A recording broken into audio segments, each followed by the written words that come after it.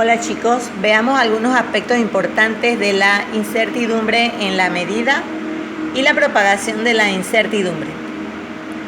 Cada vez que realizamos una medición, ella está sujeta a errores que van a depender del método utilizado para medir o del mismo instrumento, ya que si posee alguna imperfección, vamos a tener un error en la medición.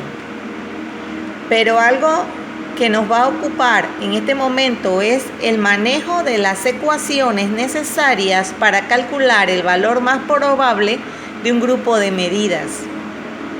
Lo primero es el cálculo del valor medio o valor promedio, también llamado. En este cálculo tenemos que sumar todas las medidas y dividirlo entre el número de medidas. La n nos va a representar el número de medidas. Ese valor medio lo señalamos con la letra y una barra horizontal sobre ella. La suma de todas las medidas viene indicada por esta letra griega llamada sigma. Ella es la que indica que todas esas medidas deben ser sumadas para luego ser divididas entre el número de medidas. La dispersión de cada medida será que a cada medida le restemos el valor promedio.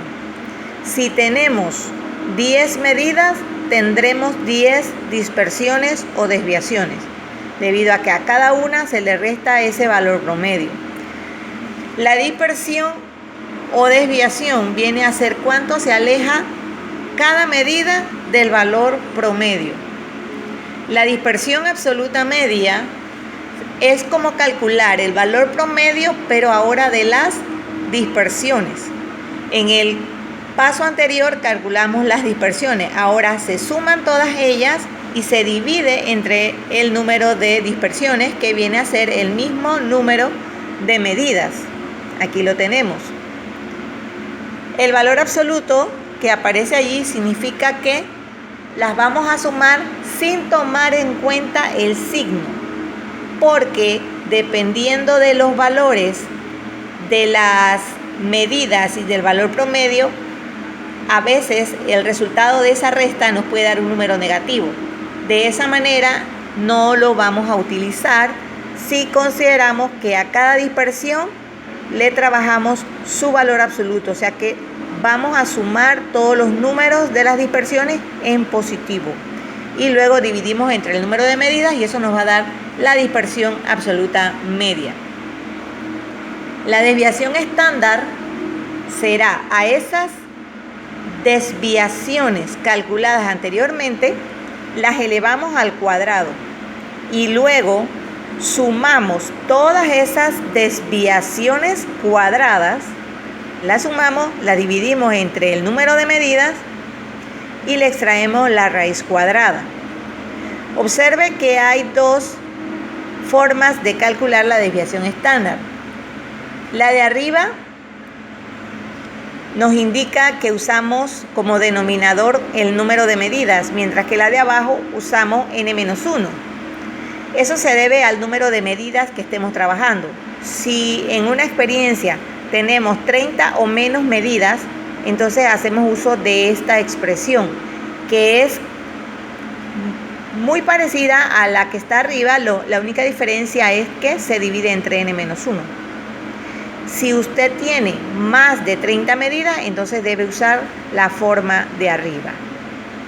Repito, sumar todas las dispersiones al cuadrado y dividirlas entre el número de medidas y extraer su raíz cuadrada. O sumar todas las dispersiones al cuadrado, dividirlas entre el número de medidas menos 1 y luego extraer la raíz cuadrada. La desviación típica de la medida será el cociente de la desviación estándar entre la raíz cuadrada del número de medidas. El más o menos es muy importante debido a que estamos buscando un rango que puede alejarse a derecha o a izquierda del valor promedio. La desviación típica la vamos a diferenciar de la desviación estándar porque vamos a usar un subíndice, en este caso la T, de típica. El valor más probable será entonces el valor promedio, observen la X barrita, más o menos la desviación típica.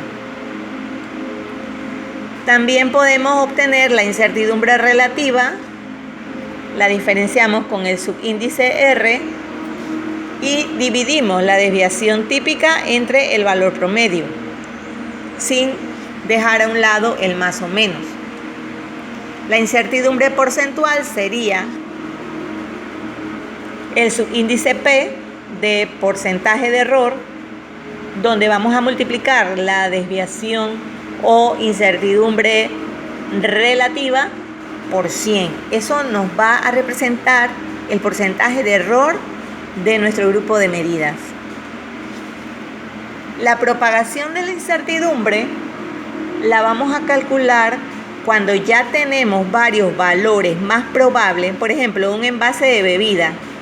Usted tiene que calcular el valor más probable del largo, el valor más probable del ancho, el valor más probable de la altura de ese envase de bebida.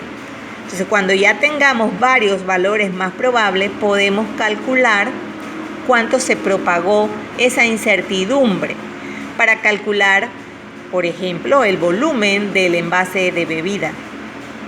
Podemos calcular áreas, podemos calcular muchas cosas y para eso tenemos estas ecuaciones de propagación de la incertidumbre, donde se puede aplicar dependiendo de la situación en una suma, en una resta, en un producto o en un cociente. Todo va a depender. También se puede utilizar en potencias, pero vamos a trabajar con las más sencillas y cuando lleguemos al tema de las potencias, entonces podemos combinar las que tenemos de multiplicación, haciendo el proceso en forma sucesiva con varios valores más probables.